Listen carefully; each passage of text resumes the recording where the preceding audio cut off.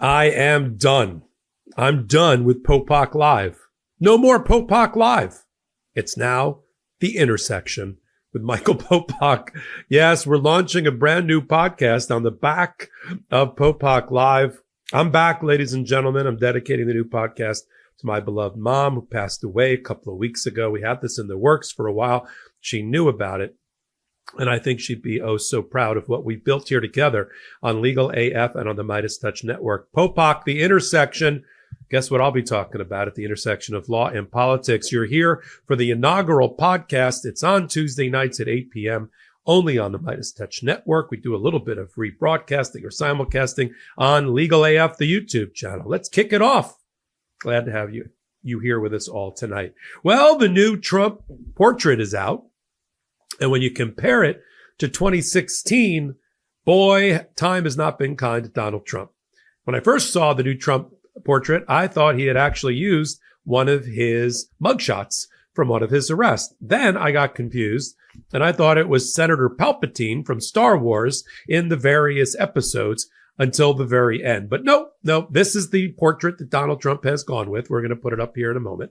And look at the difference. I know that presidents age while in office, but what is this dark, ominous Sith Lord thing going on with Donald Trump? You know, like, try me, or you talking to me, or I'm not sure what he's trying to do there. That facial expression probably matches his reaction to Elon Musk, now freed of being a special government worker and having gone back to screw up all of his companies. He had this to say about the new big, beautiful bill that's languishing right now in the Senate, the House having already passed it. He said that the budget bill, which adds $3 trillion to the national debt, despite the fact that it cuts $1 trillion from food programs for the poor and impoverished and money from Medicare and Medicaid. Despite that, Elon Musk said it's an abomination because of how much it increases the deficit and ultimately the national debt. That pissed off Donald Trump. Carolyn Levitt, the press secretary, said, well, we all know Elon Musk, and Donald Trump was well aware of his opinion, but he supports the big, beautiful bill. There's a big debate going on about that big, beautiful bill I'm going to talk about here at the intersection, which is about a passage that's buried on pages, I think, 556 and 557, somewhere like that, where they've tried to give Donald Trump complete protection from being held in contempt along with the rest of his administration for violating injunctions. They don't like nationwide injunctions issued by federal judges. You keep hearing the Trump administration lackeys coming out and saying an unelected federal judge today, who's a liberal Marxist radicalist, just decided to oppose Donald Trump's policies. I got another way of putting it.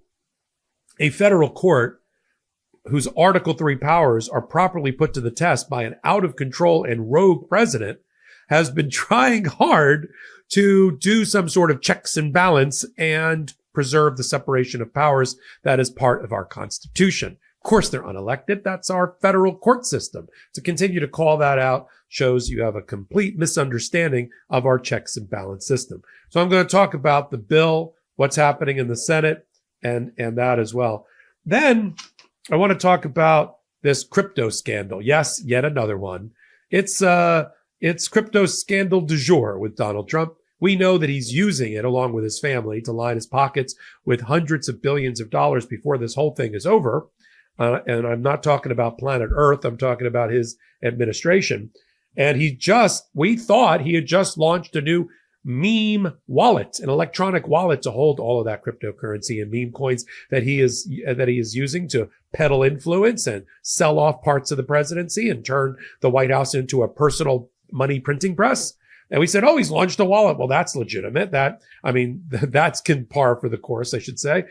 And then right on cue, the two Fredos of the Trump crime family, I think there's three of them, Don Jr. and Eric Trump, said, no, we don't know anything about that. I love that he had, and Eric Trump particularly, we'll put it up when I get to that point, in his social media post had to start with, I run the Trump organization, and I don't know anything about this. Just to remind people what he does for a living, in case you didn't know and you thought Daddy Trump was really running everything. He had actually put that in a social media post. And then Don Jr. right on cue said, this is not approved by the Trump. This is unauthorized. We're working on our own meme coin wallet. So you mean some other fraudsters within the cryptocurrency world are ripping off the Trump family? Shocking. We'll talk more about that as well. And Trump, speaking of attacks, we've got Trump attacking women all over again. Just today, as I was about to hit the air, Trump has unraveled and issued new guidance to hospitals that take federal funds under the Emergency Medical Treatment and Labor Act. We call it EMTALA. That was the way that the Biden administration, when they were scrambling after the Dobbs decision in 2023, which ripped away a woman's right to choose, ripped it out of the Constitution. First time a constitutionally protected right once granted by the Supreme Court found in the Constitution was taken away, reversing Roe versus Wade. That led the Biden administration and Kamala Harris to start scrambling and look at all different federal agencies and statutes and guidance to see what they could do. And one of the primary ways to give a woman any type of reproductive rights after the Dobbs decision was to use EMTALA to give guidance to doctors that said if women's health or life was at risk, you should consider abortion as an option. Trump has now come out today and said that is against federal law, that doctors will be effectively prosecuted, and that it will be against constitutional principles of the way the Trump administration interprets law, scaring the crap out of doctors, making them think twice or not do it at all to give a woman an abortion, even when her life and the health of her and her life is at risk.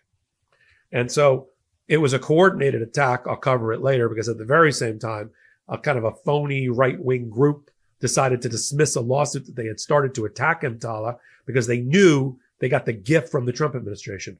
It smells to high heaven, and we're going to talk about it here on Popok, The Intersection. I almost said Popok Live. I got to get used to my own new podcast name, The Intersection with Popok. Then we got a pardon scandal. I just had on we just interviewed Liz Oyer, Oyer lawyer Oyer, as she likes to call herself on social media, who was the person in the office of the pardon attorney who independently, nonpartisan, guided various administrations on pardons. And she got fired by the Trump administration because she wouldn't recommend that Mel Gibson get his gun rights back. And now she's out in social media and she's detailed that not only is Trump's abuse of the pardon power need to be addressed by constitutional amendment or by the Supreme Court to the extent that it can, but that he's wiped out over $1 billion worth of restitution, money owed to the American taxpayer, that Donald Trump, along with the pardons of these various people, just in the case of about 6 or 7 entities, has also wiped out $1 billion at a time when he's trying to find a way to balance his budget. Just got rid of, with a magic wand, $1 billion that was owed. We're going to cover that as well. Great interview with Liz Oyer that you should follow. Speaking of interviews coming up, this week I'm going to be interviewing Representative Richie Torres out of the 15th of New York. And he's one of the sponsors of a bill to try to rein in Donald Trump and future presidents and their abuse of cryptocurrency and crypto schemes and scandals. And we'll be having Representative Torres on later in the week on Legal AF. Then I want to touch on Elon Musk. I want to touch on federal courts and something that's buried in that big, beautiful bill that Elon Musk is calling an abomination, that they're debating right now, led by a number of former lawyers that are in the House and in the Senate, because that's where Donald Trump is trying to force people to pay to play in the court system. That in order to get an injunction under Donald Trump, even if it's a constitutional violation, even if it's going after an abuse of power by the president, this aspect of the bill buried in there, because he's such a coward, would take away a federal judge's ability to find the Trump administration effectively in contempt of court for violating an order, violating an injunction, if that injunction isn't supported by a bond. Now, most people that bring, and most entities that bring cases like this one, to challenge the Trump administration, don't have the money to put up a major bond. But to this new bill, a federal judge can't use federal funds, which means operating his courtroom to find a president, in this case, Donald Trump, in an administration in contempt, unless there's a bond that's been posted to support the injunction. I'll talk about why that's a violation of the separation of powers, of the Article 3 powers of the federal judiciary. And then lastly, as I was coming on the air, we also know that in addition to the pardon attorney who got fired, we just had a resignation of the chief prosecutor concerning Jan 6. I was surprised he was still around, but he was. And he's now decided, Greg Rosen, that he can no longer work in the Department of Justice. He was in charge of the capital siege section of the Department of Justice. And he's now left and going into private practice in a noisy way. He's also criticizing the Trump administration. We've got a lot to talk about here. I'm so pleased that you're here on Popok, The Intersection. Let's dive in and talk about the crypto scandal. There are so many ways that Donald Trump is using cryptocurrency, various forms, including meme currency, in order to line his pockets and those of his family.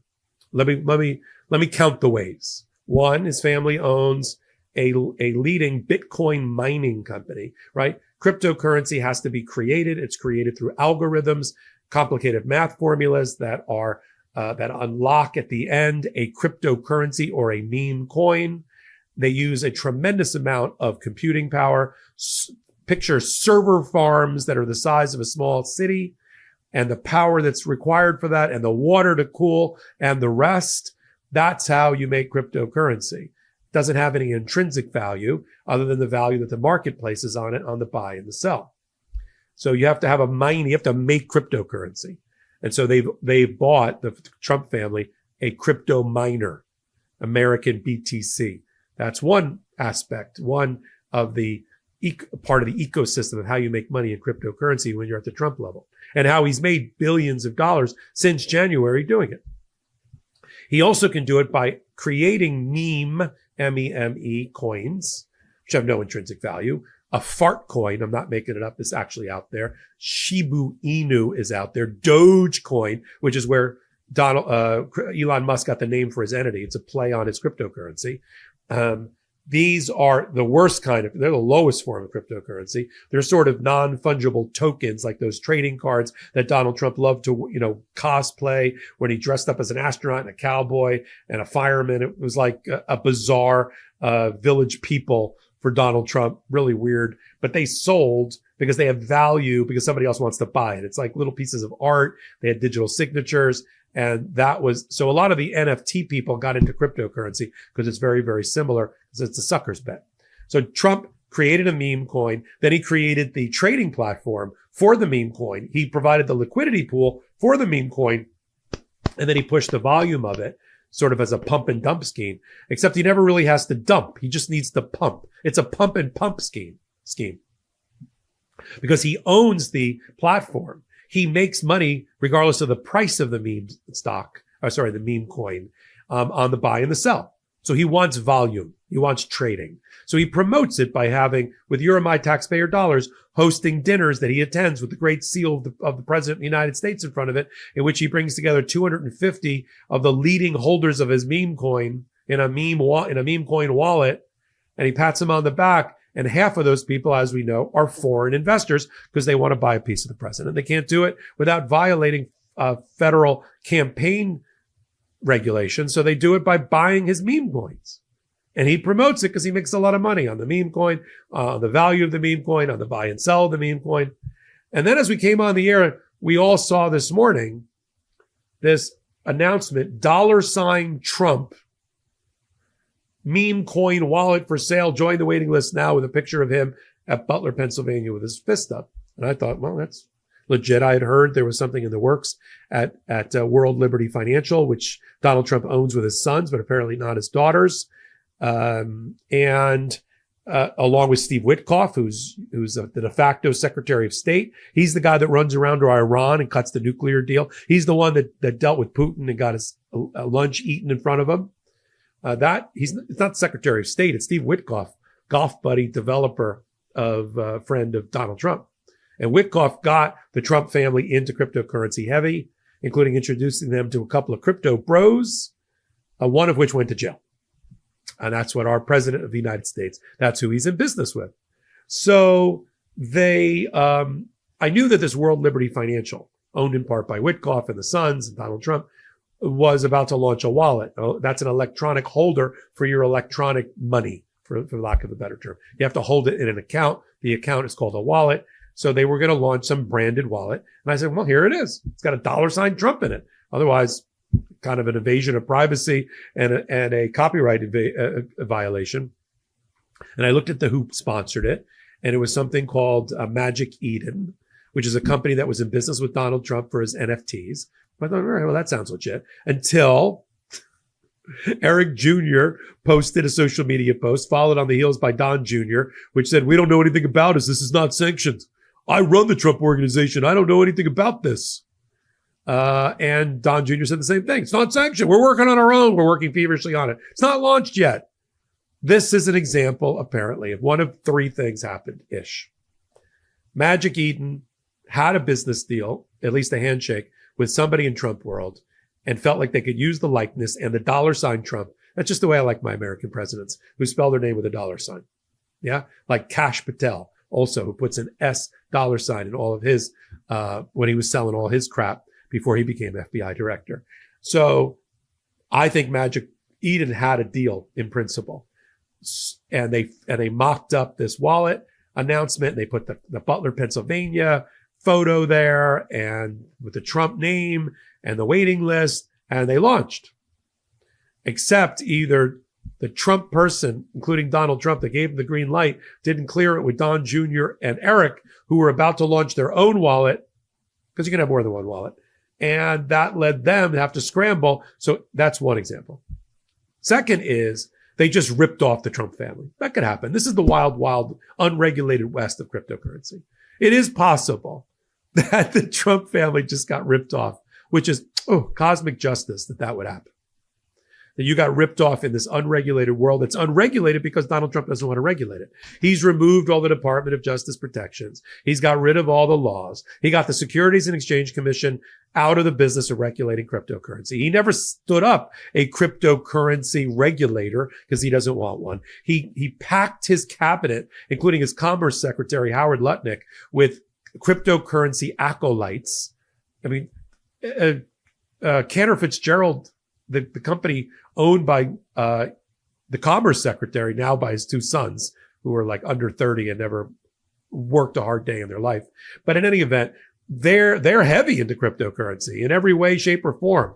Tether, Ether, platforms. They're cutting new deals. They're mining. They're holding, whatever they're doing. So when you surround yourself with a bunch of cryptocurrency acolytes who themselves go together with JD Vance to a Las Vegas convention this week or last week in order to promote cryptocurrency, who go to Abu Dhabi to do the same thing, who say this is to be the golden era of Bitcoin, and none of it's regulated, it's all gas, no brakes, what do you think is going to happen?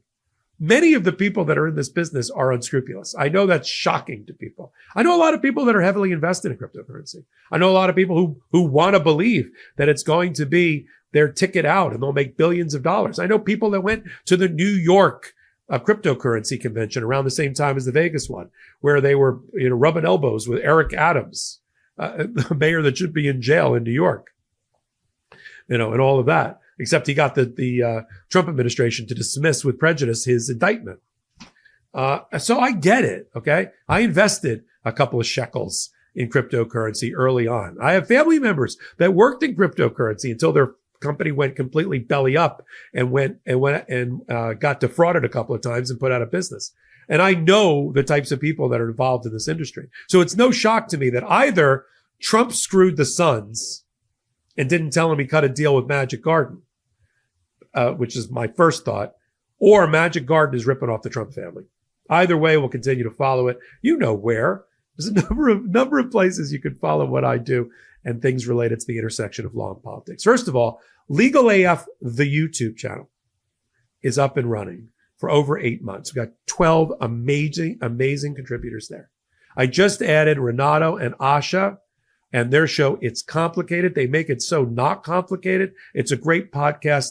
Former FBI agents, former federal prosecutors, amazing legal commentators and national security experts. It's Complicated. Before that, I added onto the channel. Sean Willens and Sidney Blumenthal. Sorry, Sidney.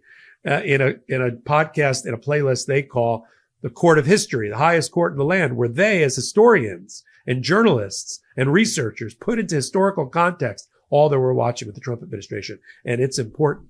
Court Accountability Action and their leaders, Alex Aronson, Mike Sachs, and Lisa Graves, looking at corruption, the federal court system, and influence there all the way up to the United States Supreme Court. We got Dina Dahl, a regular contributor, who joins me every week for a show called Unprecedented about the United States Supreme Court. Melba Pearson, former prosecutor and an ACLU lawyer, does regular hot takes, as does former prosecutor and state attorney Dave Arenberg. And then we got Shan Wu, who was formerly a general counsel to the Attorney General of the United States and a federal prosecutor, contributing there as well. Joining me, I do about 4 or 5 hot takes every day. We do every 2 hours a video at the intersection of law and politics that matters. Legal AF, the YouTube channel, in collaboration with the MeidasTouch Network. Legal AF, the Substack. Now, one of the things I want to tell you about Popok, the intersection, and how we're sort of supporting this. We may have an ad or two. We'll have some ads with us today.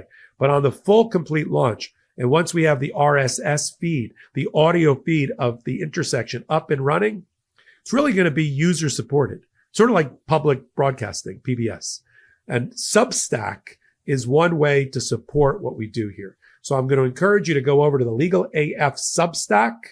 It's free for now. We've got some amazing things we do every day, 6-7 postings a day, including all the filings that I talk about and that our contributors talk about at the Supreme Court under SCOTUS AF, filings and orders coming out of courts under Filings AF, a morning roundup called, wait for it, Morning AF that I do every day, and then all the other contributors like Leah Littman, Karen Freeman-Agnifilo, and the whole group that we have over on Legal AF, the YouTube channel as well.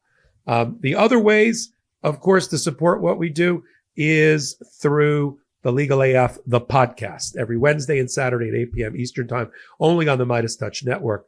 We are the #1 law and politics podcast on YouTube's podcast rankings week after week. That's a testament to the fervent support of our audience, including you.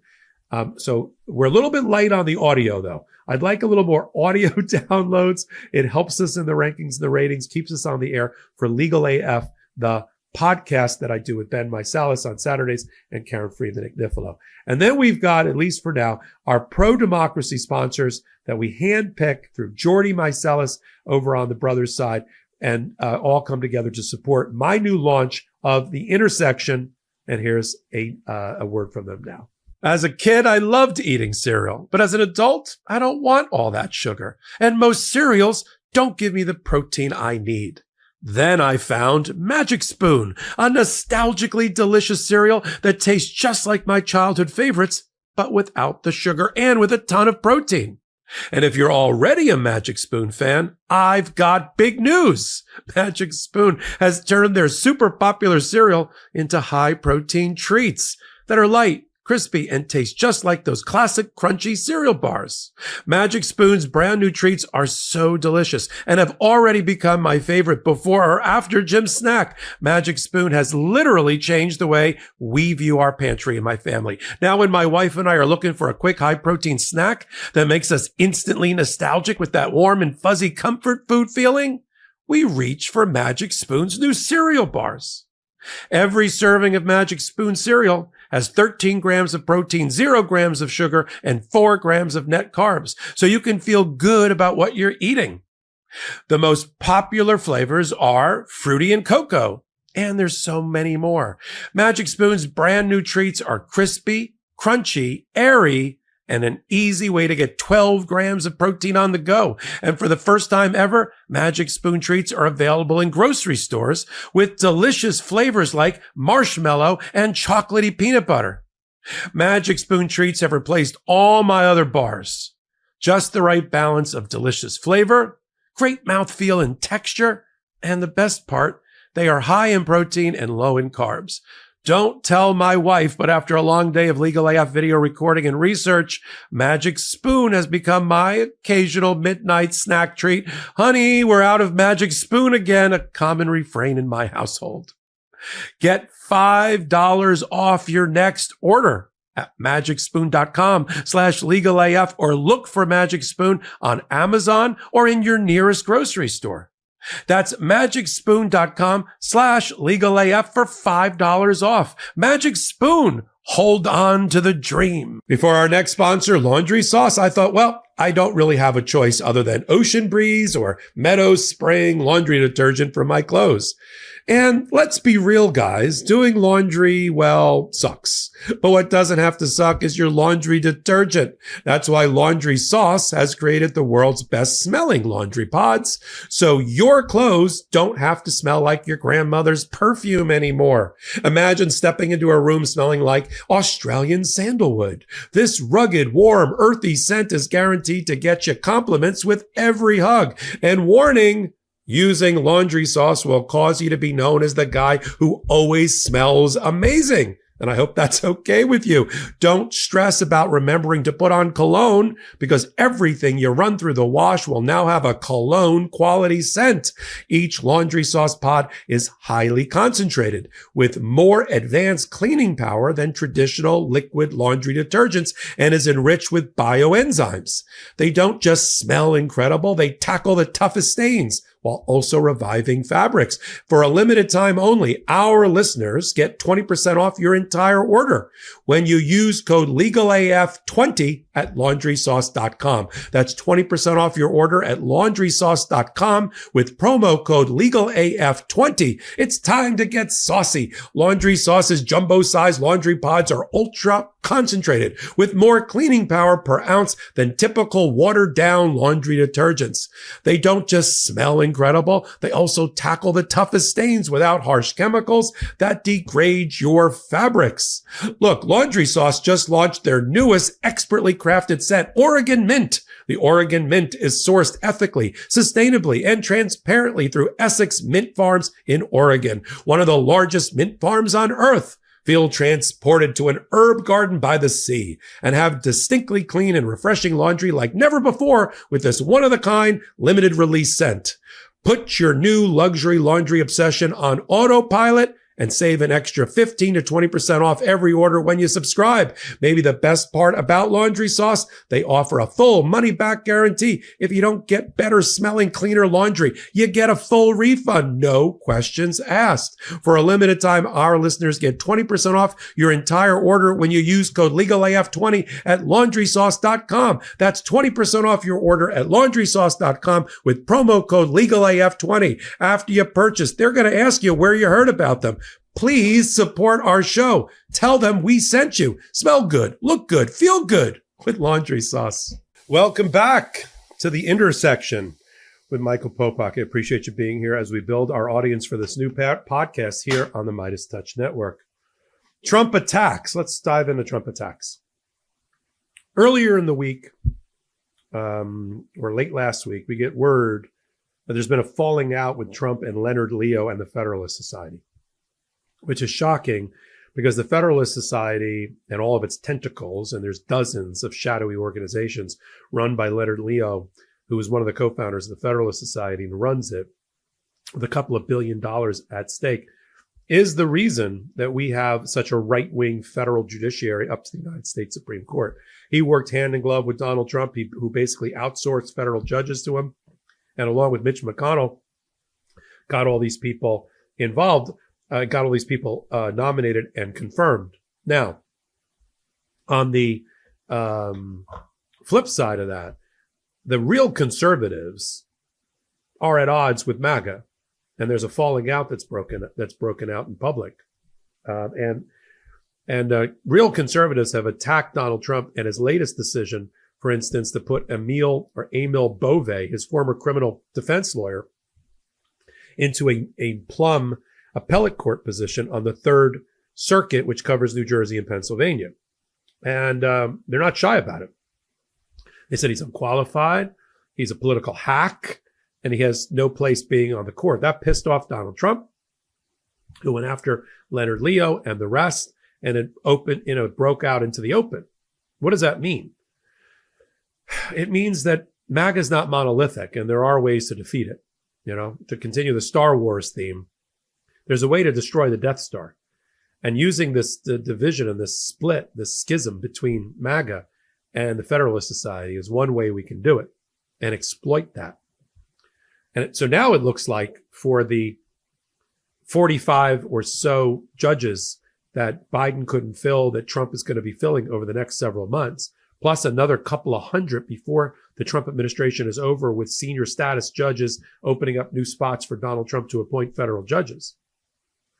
It looks like this is going to be handled by Stephen Miller, who's not a lawyer, but plays one in the White House. He's the leading manipulator and consultant and advisor for Donald Trump in the White House.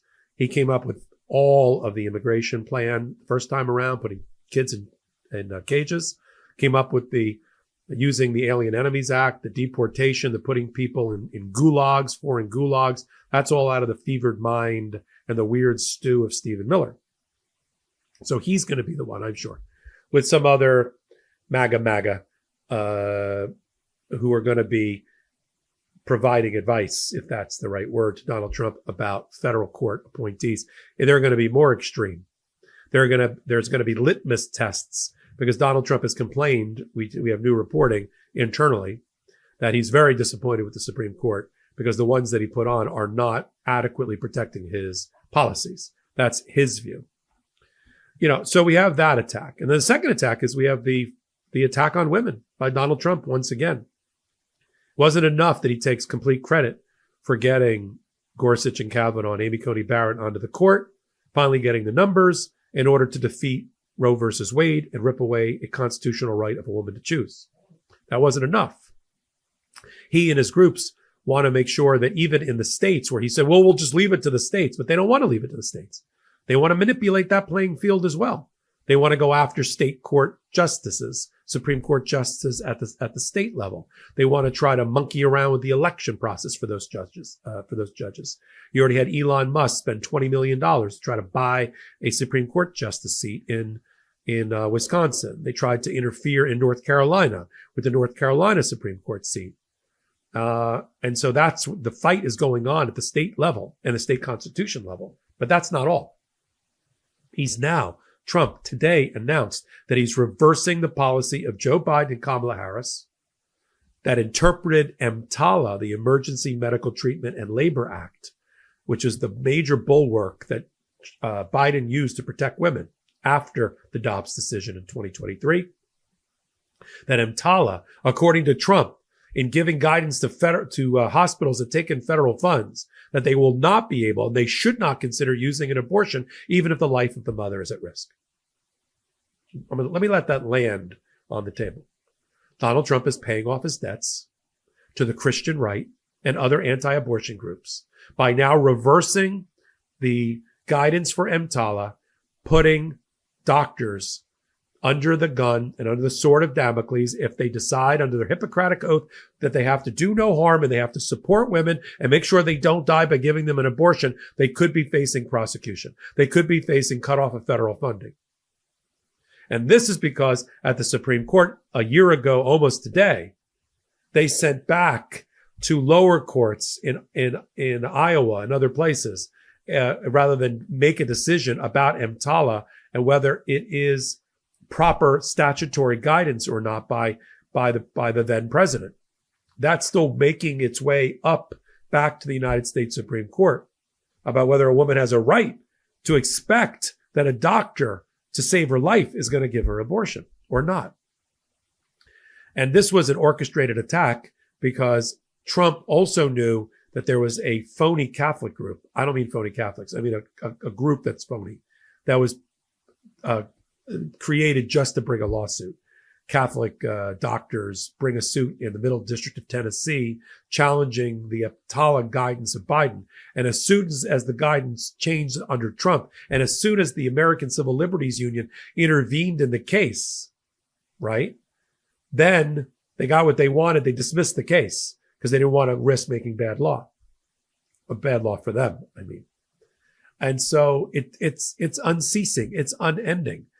So if you're a woman or a person like me who supports women, and you can get right with the MAGA Republican continued assault on women to make them second-class citizens in 22 states in this country, okay, well then you have to justify that at the time that you go and vote at the polls. But if you can't abide that, then you know what to do with the midterm elections. We're talking about action here. What can you do? That's what you can do. Work on your mail-in registration now. So in states, including red states, that you can make sure that you can vote the way you want to vote. Do it now, so you're not under the gun at the time of the election. Work on voter registration in your state, so that we don't sit out the midterms. Midterms are usually low turnout affairs. Only the super voters vote, and we don't want to. If we're not motivated to win back the House and the Senate when it's up for grabs in the midterms, and do a referendum of a down thumb on Trump at this midterm, I don't know what will ever motivate us. And of course, that also sets up not only the return of checks and balance by giving the Democrats the Senate and the House, which is looking good at looking at the polling, because independents that got Donald Trump elected are abandoning him with reckless abandon, if that's the right phrase. That's going to help. If we can't win this midterm, we should put ourselves out of business as a party and as an American constitutional republic. So that we got that attack on women, and the attack on the Federalist Society that's broken out in plain sight. Then we got the pardon scandal. We had Liz Oyer on, Oyer lawyer in her social media, who I told her only half jokingly during our recent hot take that's up now on Legal AF, the YouTube channel. I could have gone my whole life without knowing who the pardon attorney was. It's an independent, bipartisan position. It's not supposed to be political, and it wasn't, especially when Liz was in that office. But she got canned for doing her job by the Trump administration. And she's now gone public, not in a political way, but to call out the corruption of the pardon process by Donald Trump. The problem is that one of the lessons that Donald Trump learned from the immunity decision in the summer of 2023 is that he can do anything when it relates to pardons. He can sell pardons. There's no limit in the Constitution at all. It's an unfettered right to clemency and pardon by a president, even if he literally sold them at an auction or took a bag of money in return. And he's not going to be prosecuted for that either, based on the immunity decision. And that's the lesson that Donald Trump learned. They can do whatever he wants. He's Superman when it comes to pardons. But that doesn't mean we shouldn't cover it. And that shouldn't mean we shouldn't be calling for a constitutional amendment to limit that power, because you see what happens when a felon in chief gets control of that superpower. Here's just a tiny list compiled by Liz Oyer and others about not the pardons per se, although I'll talk about them, just in the last 2 months, 3 months, but in the amount of money owed to the American people that Donald Trump also wiped out. It's over $1 billion with a B. Isn't that crazy? $1 billion owed to the American people, or the taxpayers, was just wiped away by Donald Trump by giving these people pardons. Starts with Trevor Milton, who owned a company called Nikola. $695 million was owed back to the American people pursuant to a restitution order of a federal judge for fraud, securities fraud, and the like related to that company. And now, because he was absolved by Donald Trump and given a pardon, the restitution goes away too. That's $700 million right there.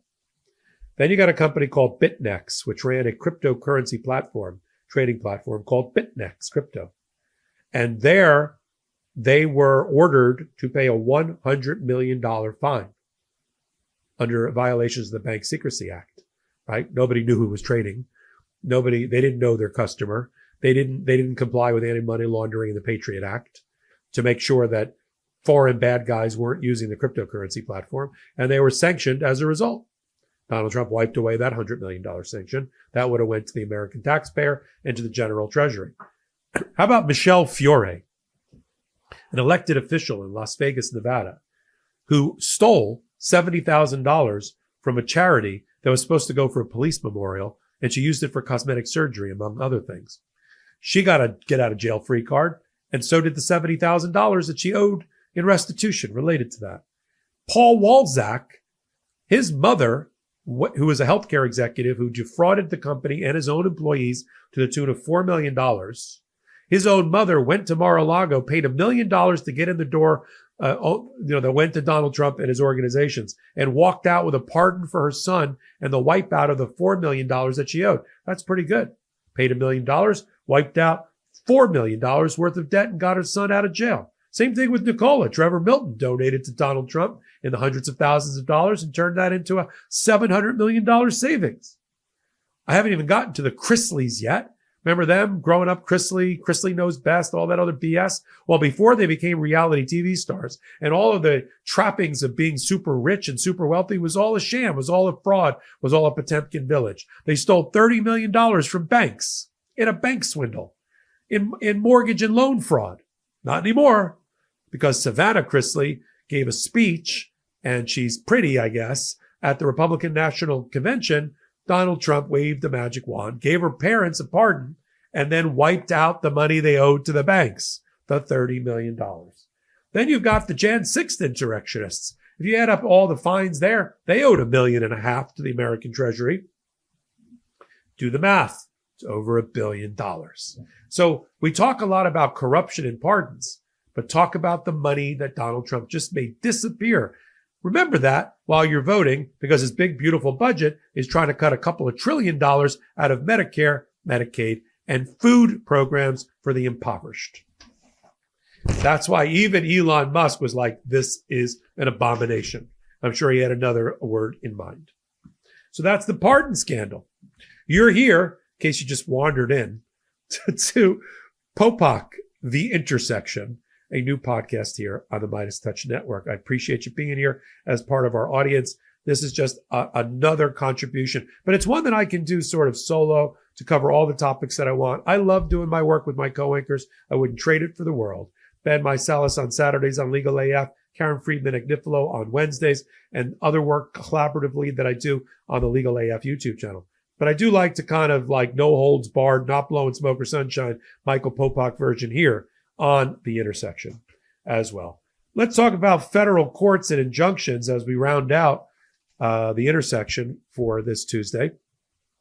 And there, as I reported a couple of days ago, buried on the 500th page of a 1,000-page bill was this attempt, and it got past the House already, to benefit Donald Trump and all of his problems he's having with courts, federal courts, trying to hold his feet to the fire and try to stop his abuse of power. At the recording here, as of this live recording, Donald Trump has over 200 lawsuits against him, the Trump organization, the Trump administration, with more than almost 70 injunctions, preliminary injunctions, temporary restraining orders, and the like. And of course, Supreme Court rulings against him. There's about a half a dozen of those. Donald Trump also has been found in contempt or probable cause to find the Trump administration in criminal contempt by Judge Boasberg. That was put on ice by an appellate court.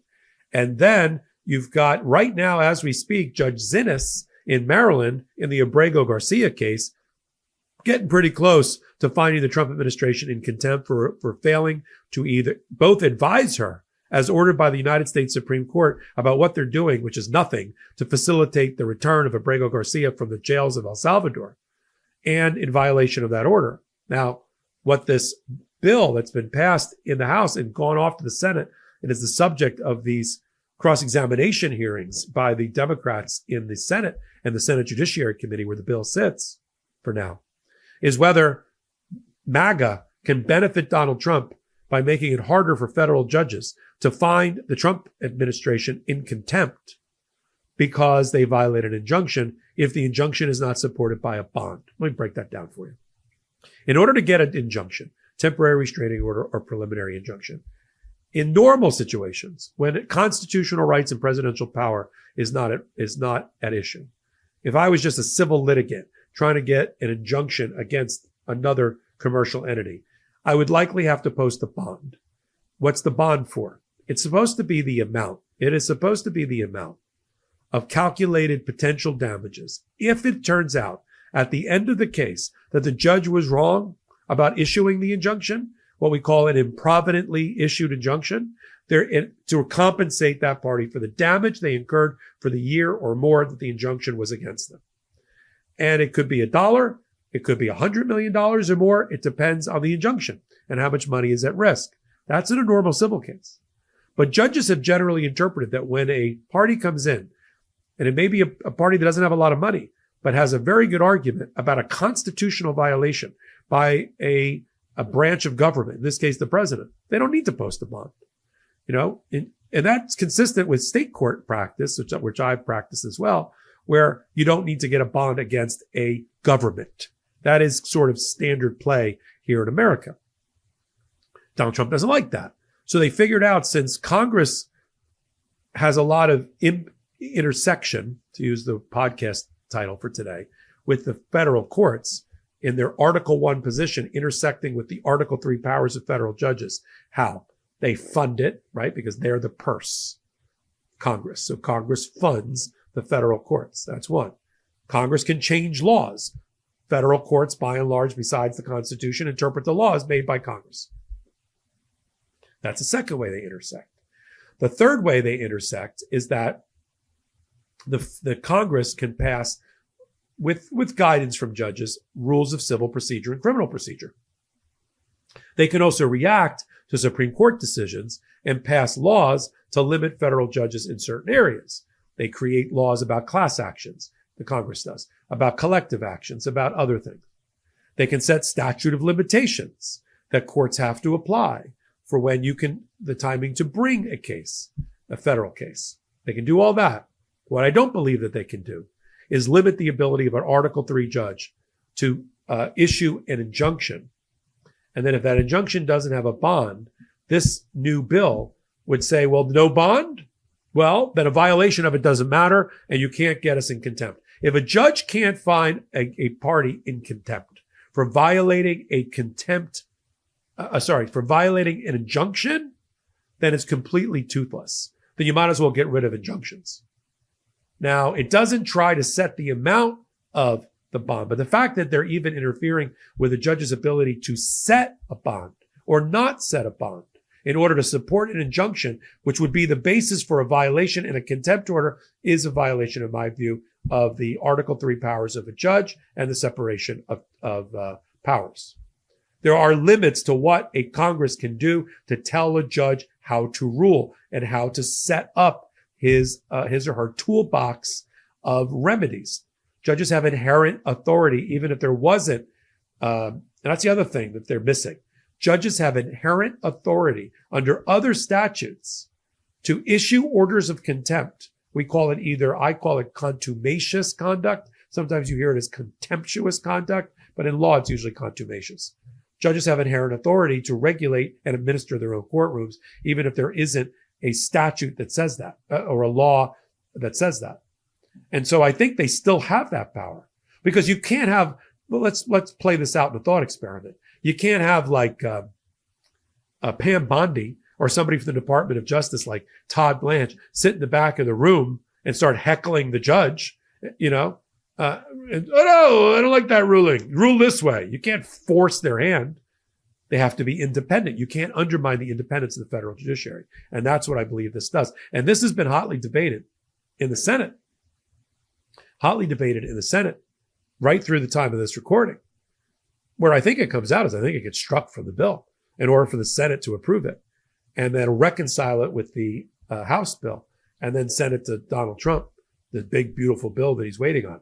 I don't think if he gets resistance, which he's getting already, and headwinds in the Senate, I don't think Donald Trump is going to walk away from any other aspect of his big, beautiful budget bill just because of this. He's not going to let the tail wag that dog, I don't think. But we'll cover it all right here. Look, you've come to the right place. I'm glad you're here for the really the first episode of this reskinned podcast we're now calling The Intersection.